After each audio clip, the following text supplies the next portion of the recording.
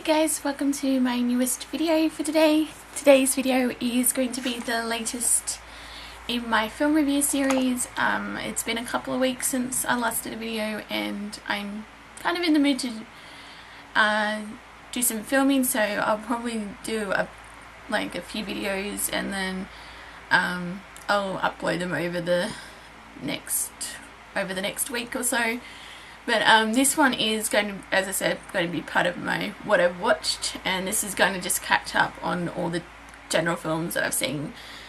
Going back to about August, I think, is when, and this will pretty much catch me up on the, everything that I watched in the 6 months that I wasn't,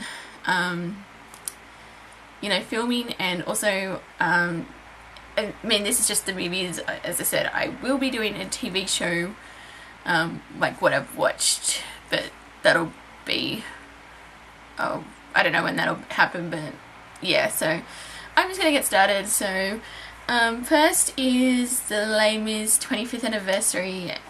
I've talked about this so many times, so I'm just gonna say I watched it. I just love it, and this was like my last, because I was like, right, I'm gonna watch it one more time and then I'm gonna pack it away, so I'm not tempted to watch it. So that's basically what I did. And but yeah, I love it.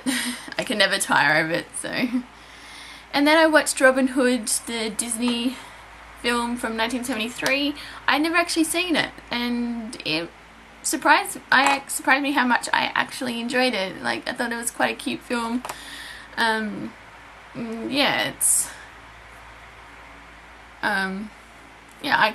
quite liked it. I quite liked the whole I've got an outlaw for an in-law gag that kept running through the whole thing. And I got a huge, it probably shouldn't amuse me as much as it did, but I got a huge kick out of the fact that Richard Lionheart was an actual lion. So, I suppose it was a no-brainer, but then because you sort of had the Prince Jotta's, what was he, a tiger or something, and then it was, so yeah, I thought that was quite funny, but no, I actually enjoyed it, so, yeah. And then I continued on with my Star Wars marathon and watched Empire Strikes Back. I've talked about these, obviously, how much I love the Star Wars films, and how Empire Strikes Back is my favourite. So yeah, it's so I can, I just love, I love the whole original trilogy as a whole. I sort of grouped them all together, but if I had to pick a favourite, it's Empire Strikes Back. And then I rewatched The Avengers again, so I won't go into that. And then I watched Pulp Fiction. I have seen this film. It's been a couple of years, but I haven't had it on Blu-ray, so I wanted to watch it, and yeah, it's just as awesome as it was the first time around. So, and then I rewatched Phantom of the Opera, the 25th anniversary. Again, talked about this quite a few times. So, and then I watched Edge of Tomorrow, which I hadn't seen, and I really enjoyed it. I thought it was quite, I liked the whole, reliving the last day over and over again concept, and I like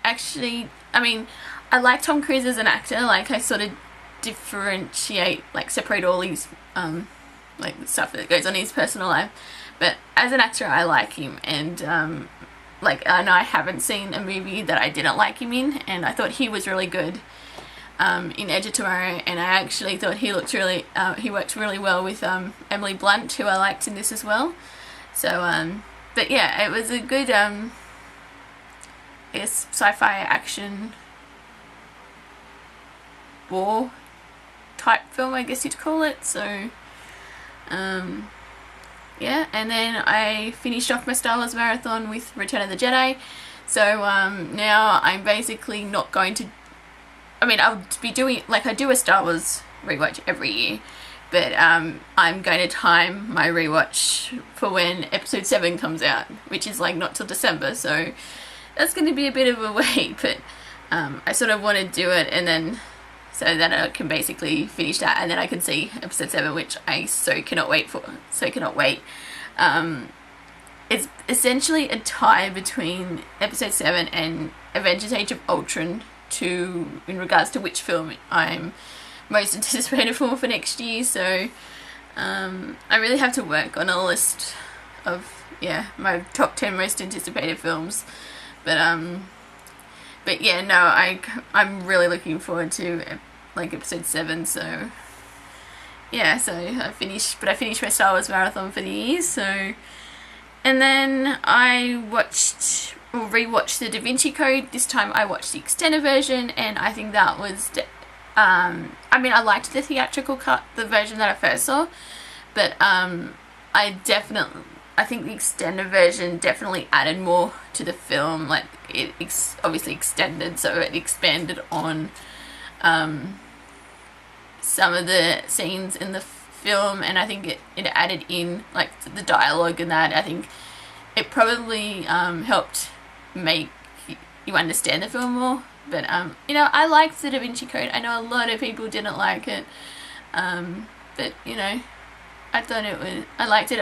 I've read the book and I liked that, which again I will talk about it when I finally do my book, what I've read book series reviews. So but yeah, so yes, and I did like it but also because the version that I saw, it didn't have subtitles in it because it wasn't a legit copy, but so half the stuff that was in French. Yes, I took French for a semester, a trimester, but I couldn't understand half this. I was just sort of, and I was like, I don't understand this. Why aren't there any subtitles? And then but then when I watched the extended version, they actually had the subtitles in there. So for the bits that were in French, so that helped a lot. In terms of understanding, because I think if I hadn't read the book when I watched the film, I would have been really lost in those particular scenes. So but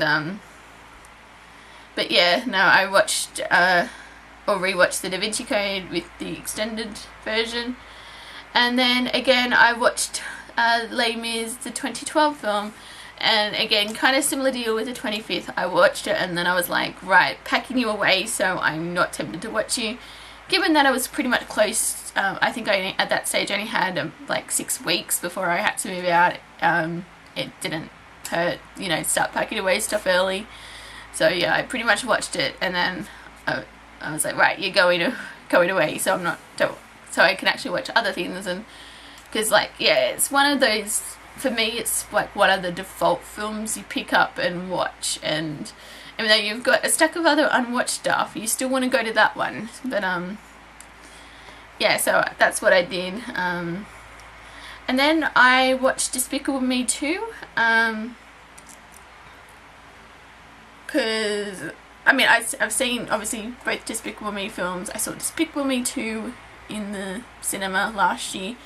And my flight actually, for arts dinner, because our theme was movies this year, and because it changes each year, and our flight actually went as our theme was Despicable Me, so most of us dressed up as Minions. So, but no, I love the Despicable Me films. I think they're really cute. I love the Minions. Actually, also, because if you're friends with me on Facebook, and you go into my photos, you'll be actually able to see those ones where I'm dressed as a minion. So just yeah, but going back to the film, I actually think I liked it a little bit more than the first one, even though the first one I really enjoyed. But yeah, no, I thought it was it was a cute film. So and then I watched Pan's Labyrinth, which I had never seen before, and wow, was this a really good movie. It's one of the few full-on foreign films that I've actually seen, because I have seen the Swedish film version of The Girl with the Dragon Tattoo, so it's not my so I'm used to watching a film in subtitles, but I found, because normally I put on a film in the background and then I like do, like, you know, I surf the net and whatever, and I felt like, you know, I'm still watching the film, but what I found, obviously I had to pay extra attention because of of the subtitles. So, but I thought it was a really good story, like, especially like with the Civil War, Spanish Civil War, I'm pretty sure. So I thought like the two like it basically the film was kind of contrasted because you had like such a violent background, but with Ophelia's like sort of imagination, like was like really, I guess you can say, innocent and like, yeah, it was just I thought it was just a really unique contrast, and I thought the girl who played Ophelia, she was really good. I can't think of her name, but yeah, no, I really did like Pan's Labyrinth. So, and then I rewatched Godzilla because I saw it in the cinema, and yeah, and I rewatched it, and I liked it just as much as the first time I saw it. I really want to watch some of the original, like, Japanese, like the films from like the 60s and that. I think it was 50s actually, because I remember the first one came out in 54. But yeah, no, I really do want to actually watch at least the original one, so we'll see how I go with that. But no, I still enjoyed it. So and then I rewatched the Amazing Spider-Man, the first one, and I hadn't seen it since I first saw it in the cinema, like in 2012, but I still liked it, because I was, yeah, so because I didn't get a chance to actually rewatch it before I saw Amazing Spider-Man 2, because I only ever got to rewatch like the original trilogy, but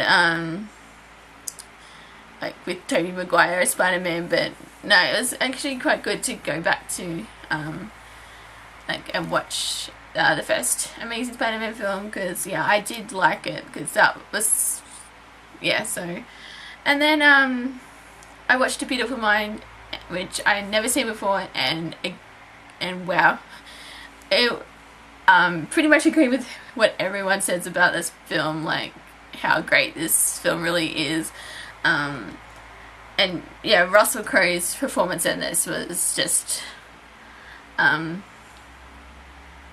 amazing, and yeah, and it was quite different to what I thought it would be, because yeah, it sort of had quite a few, you know, different twists, and then you sort of, because I think it's based on a book which I haven't read, but yeah, like there were just a few different things, and then you're thinking, oh yeah, it's going to be this, and then it completely turned around, and you're like, wow. But yeah, no, it was a yeah, really good film, and yeah, I'm glad I've seen it now. So, and then I rewatched the Lego Movie. I loved the Lego Movie. I still actually need to get everything that's on Everything Is Awesome, because yeah, that song just got stuck in my head, like the whole, pretty much as soon as it played, and then but no, I love yeah, it was as well, it's an awesome film. So, and then I rewatched Tron, still really enjoyed it, so yeah, I don't know, like so yeah, and then I rewatched Amazing Spider-Man 2, which I saw in the cinema, and I really liked it. I think some people were quite mixed on it, even though, considering what happened at the end, I didn't like that. But even though apparently people were telling me that's what happens in the comics, so But I've never actually read any Spider-Man comics, so I have no idea. So, but yeah, I didn't see it coming basically, but I still liked it on rewatch. So, and then again, I rewatched Captain Phillips.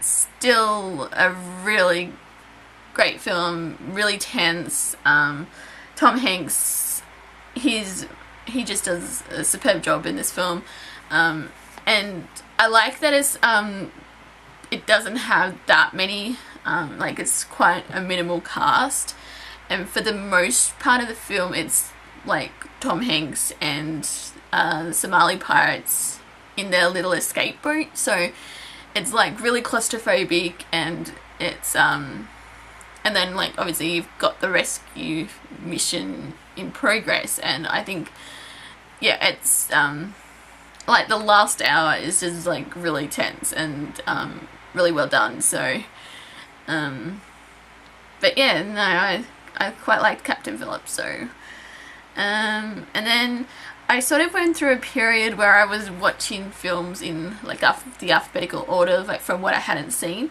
and the letter that I was going through were my A, like film starting with the letter A. So I was watching, it didn't last, but I got through a good portion of them. So I rewatched Aeon Flux, which I always liked because I've seen it like it's a few years ago now, but I quite liked it. Like with, I think, what was it, genetic, like engineering clones type thing. But yeah, I always liked the story. So like and I like Charlie. I can't. I'm not sure if that's how you. Well, Charlie Theron. I'm not sure if I pronounced her name right, but I thought she was quite good. And yeah.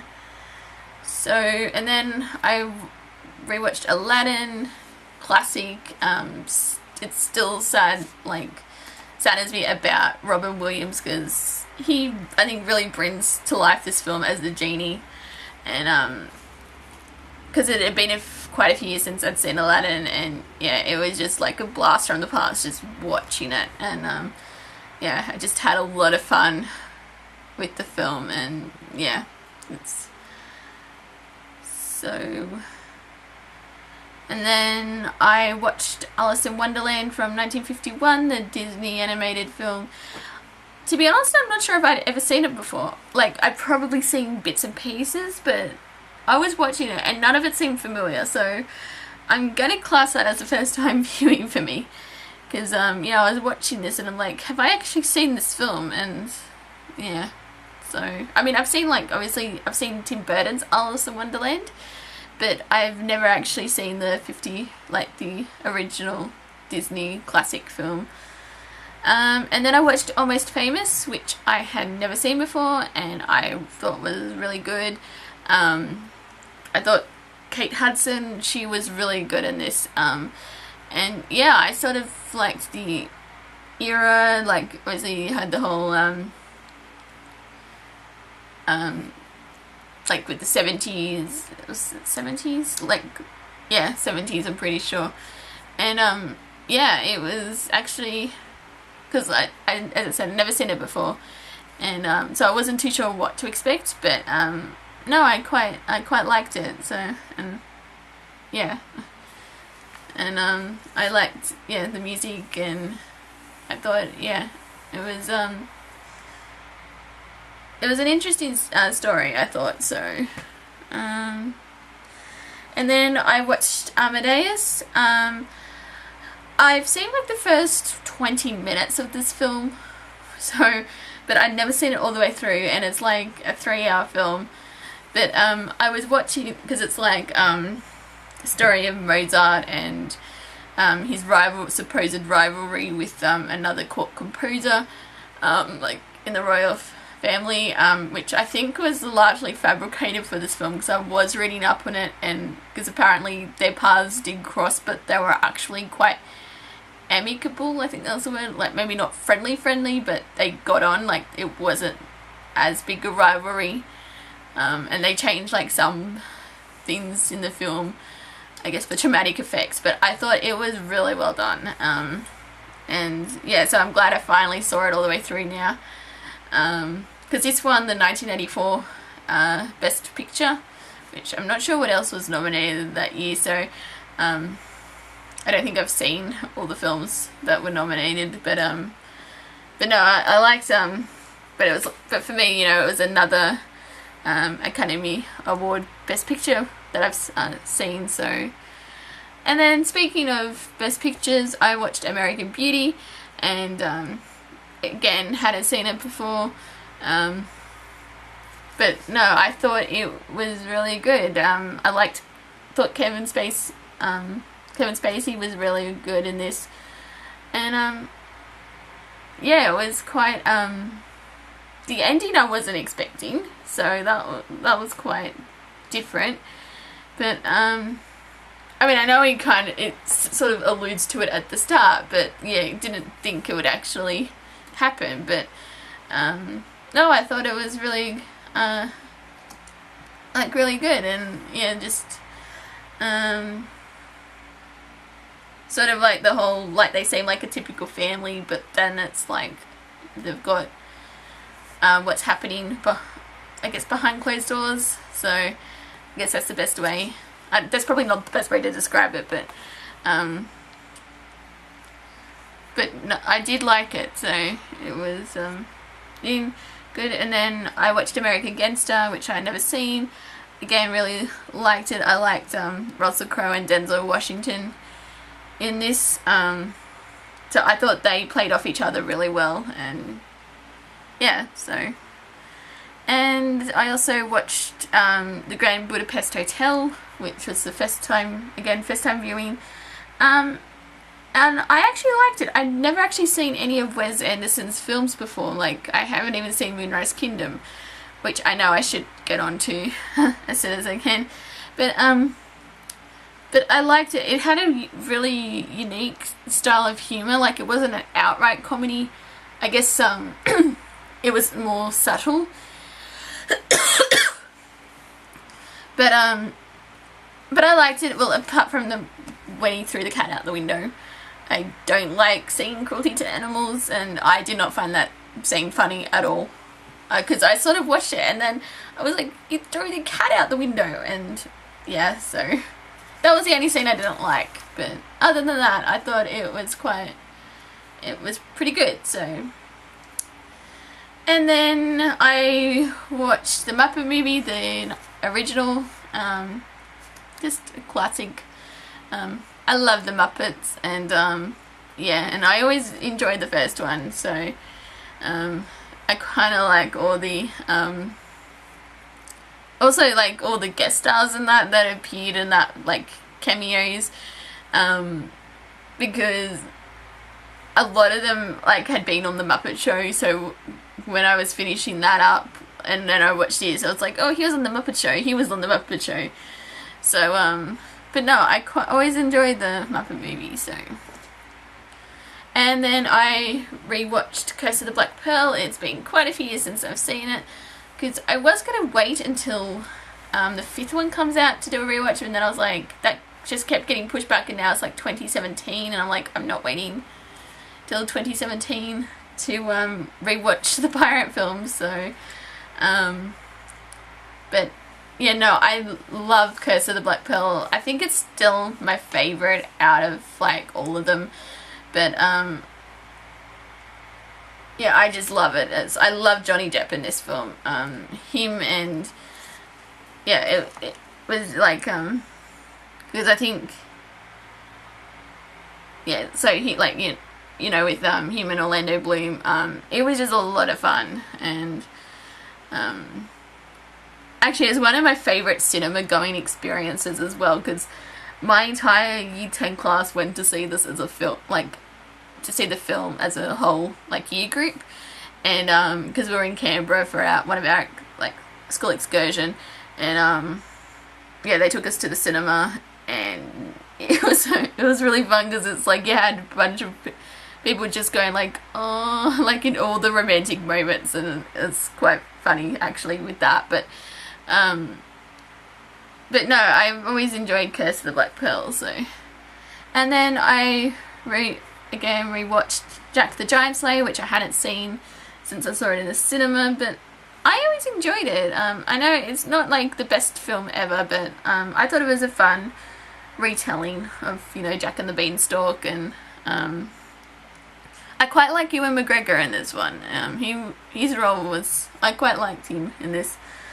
And then speaking of Ewan McGregor, I watched The Impossible, which I had never seen before, and wow, it was a really tense film, like, because like, I think it's based on a true story, like, with the Boxing Day, like, it was actually based on a family who went through the 2004 Boxing Day tsunami, which is actually coming up to 10 years, so it's kind of, because it'll be, 10 years this year, so that's kind of crazy to think it's been 10 years since, like, it happened, but it was really tense, really emotional.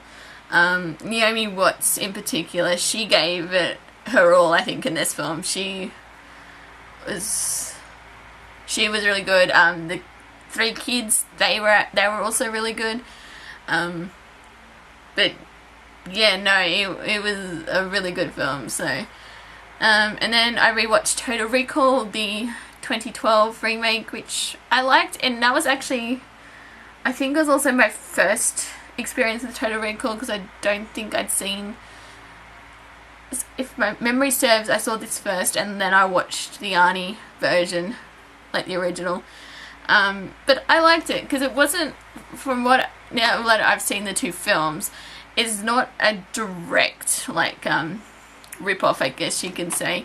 Like, they did change the story, and like, but they kept the theme there, like, with the whole being a spy and going to work for the rebels, and like originally being part of, I guess, the main enemy, but going to work for the rebels kind of storyline. But no, I do like Total Recall, and I thought Colin Farrell, I'm pretty sure, Colin Farrell, yeah, I'm pretty sure he's in it. Like, and you know, Kate Beckinsale, and Kate Beckinsale and Jessica Biel, what they were, yeah, seeing them kick butt in this film was awesome. But yeah, and then I rewatched Argo, which of course won the 2012 Best Picture, and I saw, because I saw this and it came out in the cinema, and I liked it then, and I still liked it on rewatch. But, and, yeah, Ben Affleck should have been nominated for, at least nominated for a Best Director, because, yeah, he got snubbed that year because it's a really well done film, and, I mean, I'm aware that they obviously changed things from what actually happened, but it's still a good, like, would you call it a thriller? Oh, not, maybe not a thriller, but because, well, yeah, but anyway, it's really good, and I quite like the whole Argo fuck yourself. I love that whole scene with, oh, what's his name, with the Hollywood producers, who I'm blanking on. I can't think of what the actor's name is.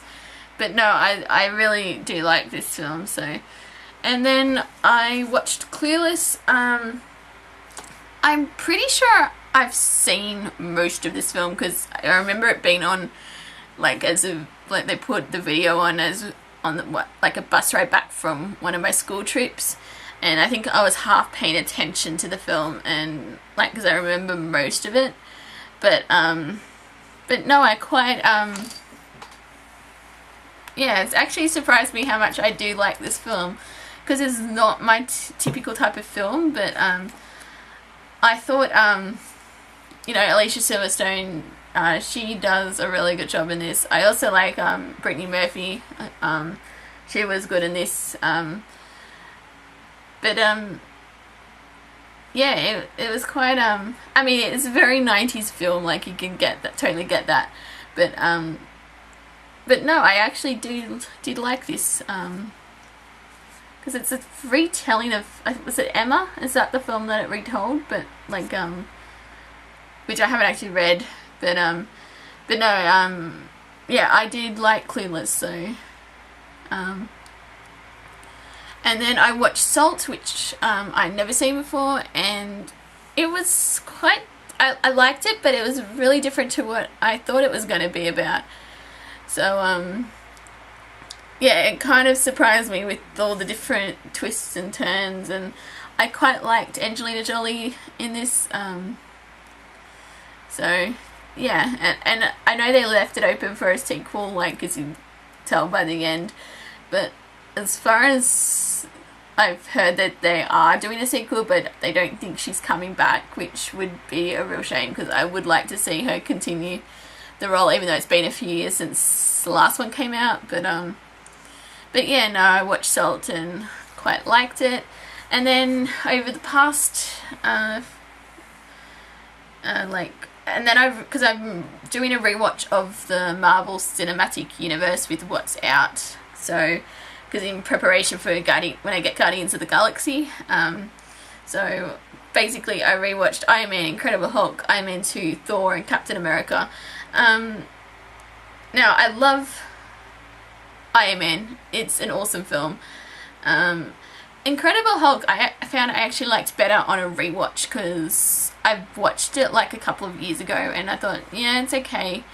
But then I rewatched it, when I was rewatching it, and I thought, actually, this is better than what I thought it was going to be. Like, because I was sort of one of those things where you just sort of dread, like, when you're coming up to a film series, and then you just like, actually, it's not that bad. Kind of like with Iron Man 2, which actually grows on me with each time I watch it, but I still actually think Scarlett Johansson is the best part of this film. Like, I love her as Black Widow, and we need a Black Widow movie. That's all I said. That, and then obviously Thor, I love Thor, and yeah, it's and again, Captain America, really great film. Can't wait for Agent Carter coming in January. It's going to be awesome. Because yeah, just rewatching Captain America, I'm like, yeah, it's, and based on the snippets we've seen with Agents of S.H.I.E.L.D., you're just watching, it's like, yeah, Agent Carter's going to be awesome. So, but yeah, that's essentially everything that I've watched. I'm